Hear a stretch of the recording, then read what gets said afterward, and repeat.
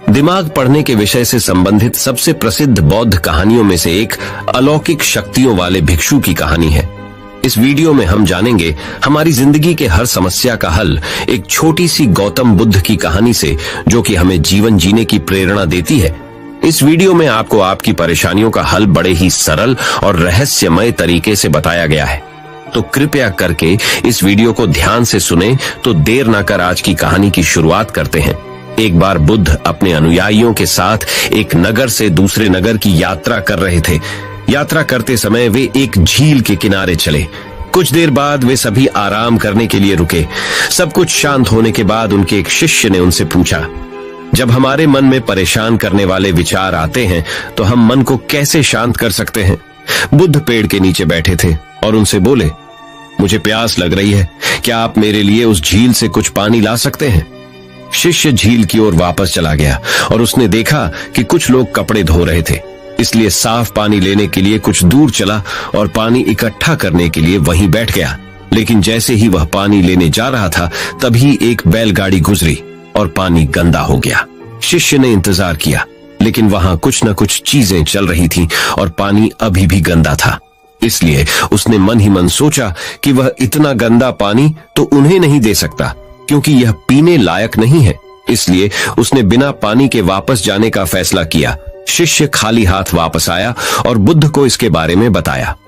1 घंटे के बाद बुद्ध ने उसे झील पर वापस जाने और थोड़ा पानी लाने के लिए कहा। शिष्य झील पर वापस गया और इस बार वह साफ पानी ढूंढने में सफल रहा। उसने बर्तन में पानी भरा और वापस बुद्ध के पास लाया। शिष्य ने गौतम बुद्ध को पानी दिया और कहा, पिछली बार जब मैं गया था तो पानी में बहुत कीचड़ था, लेकिन अब झील की सतह पर पानी साफ है। ये कैसे? गौतम बुद्ध ने उत्तर दिया, जब तुम पिछली बार गए थे तो कीचड़ अस्त व्यस्त था और वह सतह पर पानी के साथ मिल गया था और पानी पीने के लिए अयोग्य हो गया था। लेकिन जब आप 1 घंटे के बाद गए तो कीचड़ अपने आप बैठ गया और आपको साफ पानी मिला जो पीने के लिए उपयुक्त था। आपका मन भी ऐसा ही है, जब वह अशांत हो तो उसे कुछ समय दें और वह अपने आप ठीक हो जाएगा। आपको इसे शांत करने के लिए प्रयास तो करना पड़ेगा और फिर समय के साथ आपका मन सहजता से शांत हो जाएगा। इस कहानी को अक्सर बुद्ध के जीवन से जोड़ा जाता है और यह दूसरों के विचारों और इरादों को समझने की उनकी क्षमता को दर्शाती है। एक बार उस समय जब बुद्ध जेतवन मठ में रह रहे थे, वहां एक भिक्षु था जिसके पास कुछ अलौकिक शक्तियां थीं। यह भिक्षु दूसरों के मन को पढ़ सकता था और उनके विचारों को पहचान सकता था। एक अन्य भिक्षु जिज्ञासावश और शायद संदेह की भावना से अलौकिक शक्तियों वाले भिक्षु के पास आया और कहा, मैंने सुना है कि आप दिमाग पढ़ सकते हैं, क्या आप अभी मेरा दिमाग पढ़ सकते हैं? अलौकिक शक्तियों वाले भिक्षु ने उत्तर दिया, निश्चित रूप से मैं ऐसा कर सकता हूं। जिज्ञासु भिक्षु ने तब एक यादृच्छिक वस्तु, एक कमल के फूल के बारे में सोचा और अपना ध्यान उस पर केंद्रित किया। उसने मान लिया कि अलौकिक शक्तियों वाला भिक्षु निश्चित रूप से उसके दिमाग को पढ़ेगा और उस वस्तु की पहचान करेगा जिसके बारे में वह सोच रहा था। लेकिन उन्हें आश्चर्य हुआ जब अलौकिक शक्तियों वाले भिक्षु ने कहा, आप कमल के फूल के बारे में सोच रहे हैं। जिज्ञासु भिक्षु चकित रह गया और बोला, हाँ, यह सही है। आप वास्तव में मन को पढ़ने की क्षमता रखते हैं।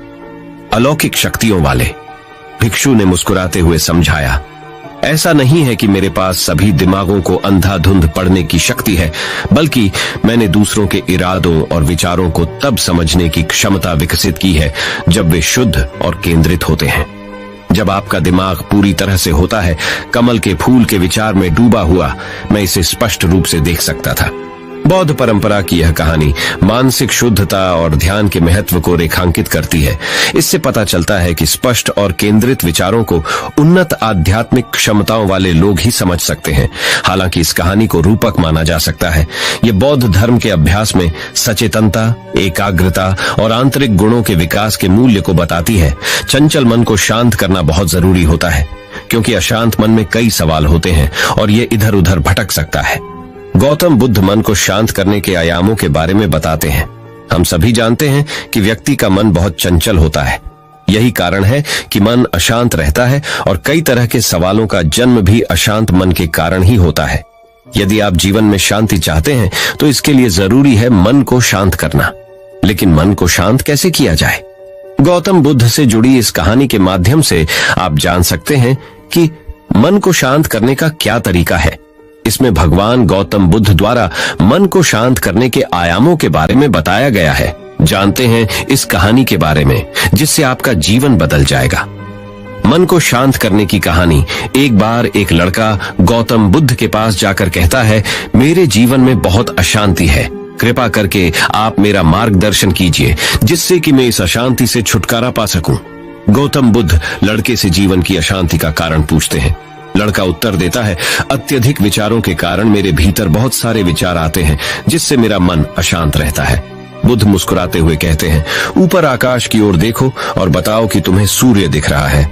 लड़का ऊपर देखता है और कहता है, धूप दिख रही है। बुद्ध उससे पूछते हैं कि अगर तुम लगातार धूप में खड़े रहोगे तब क्या होगा? वह कहता है, मुझे अत्यधिक गर्मी लगेगी और शरीर में बेचैनी होगी। बुद्ध लड़के से कहते हैं कि अगर धूप में खड़े रहने से तुम्हें गर्मी लगती है तो इसमें दोष किसका है, सूर्य के ताप का या तुम्हारा? लड़का कुछ सोचने के बाद कहता है, इसका जवाब आप भी बताइए। बुद्ध कहते हैं, सूर्य का काम है ताप देना और ताप का काम है गर्मी लगना। ऐसे में तो दोष तुम्हारा ही है कि तुम धूप में जाकर खड़े हुए जिससे कि तुम्हें गर्मी लगी। तुम्हें अगर शीतलता चाहिए तो तुम्हें छांव में रहना होगा। ठीक इसी तरह चंचल मन का भी स्वभाव होता है विचारों और भावनाओं को जागृत करना। विचार क्षण भर के लिए होते हैं, लेकिन विचार से पैदा हुई भावनाएं देर तक टिकी रहती हैं।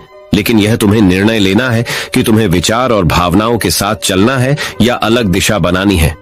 कैसे करें मन को शांत? बुद्ध कहते हैं, मन को शांत करने के लिए तन के आयाम पर काम करना सबसे आसान तरीका है। शरीर के स्तर पर हमारी कर्मेंद्रियां और ज्ञानेंद्रियां हैं।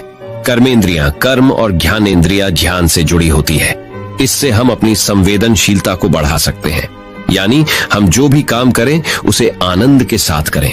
मन के आयाम से हटकर तन के आयाम पर जाने से ही तुम्हारा चित्त शांत होगा। ऐसा करने से तुम मन के आयाम से हटकर शरीर के आयाम पर आ जाओगे, ठीक उसी तरह जैसे तुम धूप से हटकर छांव में आ सकते थे। मन के आयाम से हटने पर तुम्हारी जागरूकता तन पर आ जाएगी। जब तुम तन के आयाम पर काम करोगे तब तुम्हारा चित्त शांत होगा। इसलिए हर काम को तन के आयाम पर करने से मन स्वतः शांत हो जाता है। अपने मन के विचार और भावना को नहीं बल्कि सुर को सुनो। लड़का बुद्ध से कहता है, अपने भीतर के सुर को कैसे सुने?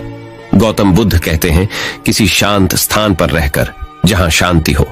तब अपनी आंखें बंद करो और मन के भीतर चल रहे शोर से हटकर भीतर के सुर को सुनने की कोशिश करो।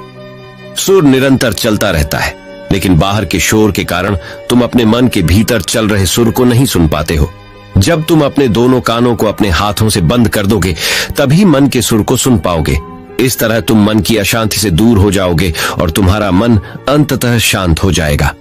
तो दर्शकों, आज हमने मन को नियंत्रित करने के आयाम के बारे में गौतम बुद्ध से जाना। अगर आपका मन शांत और स्थिर है और अगर आप दृढ़ निश्चय वाले मनुष्य हो तो जीवन की बड़ी सी बड़ी समस्या भी आपका कुछ नहीं बिगाड़ सकते। जीवन की सबसे बड़ी कामयाबी यही है कि आप अपने मन को शांत और स्थिर कर पाओ। और इतना सब सुनने के बाद अब अवश्य ही इस रास्ते पर चलोगे और अपना मन शांत और स्थिर कर पाओगे। तो दर्शकों,